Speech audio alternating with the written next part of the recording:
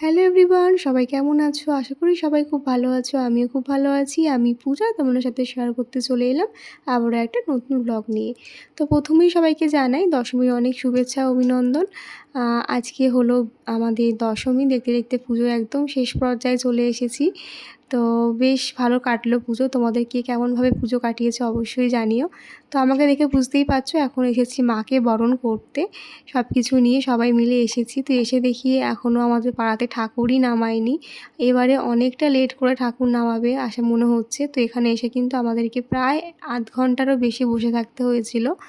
তো এখানে ঠাকুর নামাতে একটু টাইম লাগে, কারণ যাদের থেকে আর কি ঠাকুর নেওয়া হয় তারাই কিন্তু এসে ওরা ঠাকুরটা নামায়, কারণ এত বড় ঠাকুর নামানো তো মুখের কথা না, অনেকজনকেই লাগে। তো দেখো আমরা এসে দেখি কি এখানে সবাই এসে ঠাকুর নামানোর জন্য তোড়জোড় করছে, তাই আমাদেরকে বসতে হলো। আর সবার প্রথমে কিন্তু আজকে আমরা এসেছি।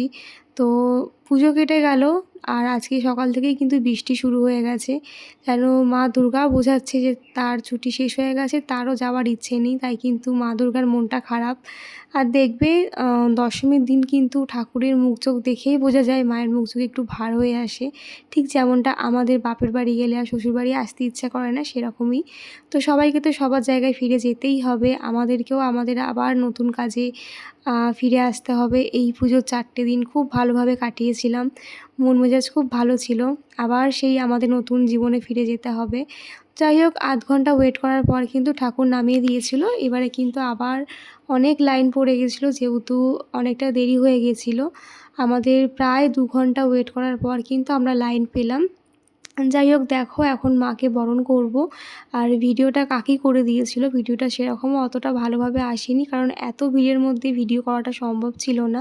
কাকি যেরকমভাবে পেরেছে সেরকমভাবেই করে দিয়েছে, তো একটু ম্যানেজ করে নিও। তো দেখো আমাকে মা সবটা বলে বলে দিচ্ছিল কীভাবে কী করতে হবে। তো আমি সেইভাবেই কিন্তু মা দুর্গাকে বরণ করছিলাম, আর মাকে বলছিলাম, মা আমাদের সবাইকে সুস্থ রেখো, ভালো রেখো। আবারও একটা বছরের অপেক্ষা, আবার পরের বছরে এসো, পরের বছর আবার এইভাবেই মজা করব যেরকমটা এবছর করলাম। তো সবারই দেখবে দশমীর দিন মনটা একটু খারাপ হয়ে যায়। তারপরে কিন্তু এখানে মাম্মাম কান্নাকাটি শুরু করে দিয়েছিল, এবার বাড়ি চলে যাব। তো দেখো এখানে অল্প একটু সিঁদুর খেলেছিলাম, যেহেতু প্রচুর জল কাদার মধ্যে দাঁড়াতে ইচ্ছা করছিল না। মাম্মাম কিন্তু আমাদের সাথে আজকে ম্যাচিং করে রেড কালারের ড্রেস পরে এসেছিলো, যেটা ওর পিমনি দিয়েছিল।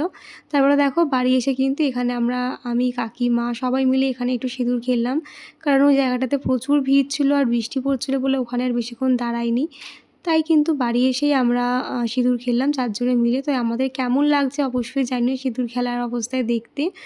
আর আমার কাছে এই দিনটার জন্য আমরা ওয়েট করে থাকি। সিঁদুর খেলাটাও কিন্তু আমাদের এই স্ত্রীর জন্য একটা আলাদাই মজা, বেশ সুন্দর লাগে।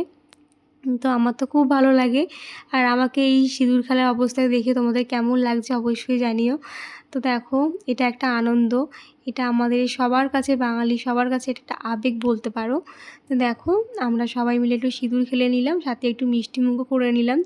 আর যতক্ষণ না পাড়ার ঠাকুর বিসর্জন হয় ততক্ষণ কিন্তু বিজয়া প্রণাম করা যায় না, তাই কিন্তু কাউকে প্রণাম করা হয়নি।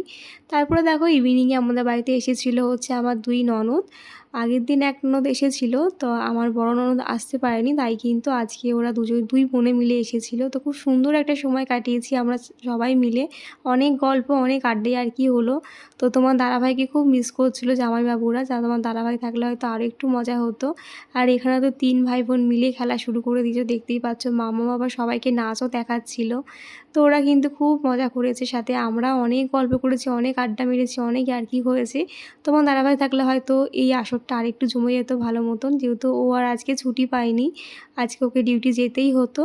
যাই হোক, দেখতেই পাচ্ছ মামাম কিন্তু ওর এই দিদিয়াটার সাথে বেশ জমেছিল, অনেকক্ষণ ধরে ওর সাথে খেলা করছিল। সাথে ছিল দাদা ভাই, সবার সাথে বেশ ভালো মজা হয়েছে। এখানে দেখো মাও বসেছিল, আর ওদেরকে স্ন্যাক্সে দিয়েছিলাম চাউমিন, আর আসার পর তো মিষ্টি দিয়েইছিলাম, যেহেতু বিজয়া সবাইকে তো মিষ্টিমুখ করাতেই হতো। বাবা মিষ্টি এনে দিয়েছিল আর চাউমিন এনে দিয়েছিল। আর এদিকে দেখো আমি একটু সবার সাথে একটু ভিডিও শ্যুট করে নিচ্ছিলাম। তো এই মুহূর্তগুলোই আমার ক্যামেরায় বন্দি হয়ে থাকবে। খুব সুন্দর একটা দিন কাটালাম। দশমীর দিনটা যে এত ভালোভাবে কাটবে সত্যি ভাবতে পারিনি। অনেক আড্ডাই আর কি হলো। তো অনেকটা দেরি হয়ে গেছিলো, এবারে ওরা বলছে বাড়ি চলে যাবে, তো বলেছিলাম আজকে থাকতে। তো ওরা বললো যে না আমরা শীতকালের সময় এসে একটা পিকনিক করবো, তখন আবার মজা হবে। তো আমি বললাম ঠিক আছে। তো এই হচ্ছে আমার আরেক ননদ, বড় ননদ। তো দেখো সবাইকে টাটা করে কিন্তু এখন ওরা চলে যাচ্ছে আর আমরা যাচ্ছিলাম একটু শিউ করতে। তো এইভাবেই কিন্তু দশমীর দিনটা খুব সুন্দর কাটলো। তোমাদের কেমন পুজো কেটেছে অবশ্যই জানিও। তাহলে চলো আজকের মতন টাটা, দেখা হচ্ছে নতুন কোনো ভিডিওতে। বাই সবাইকে।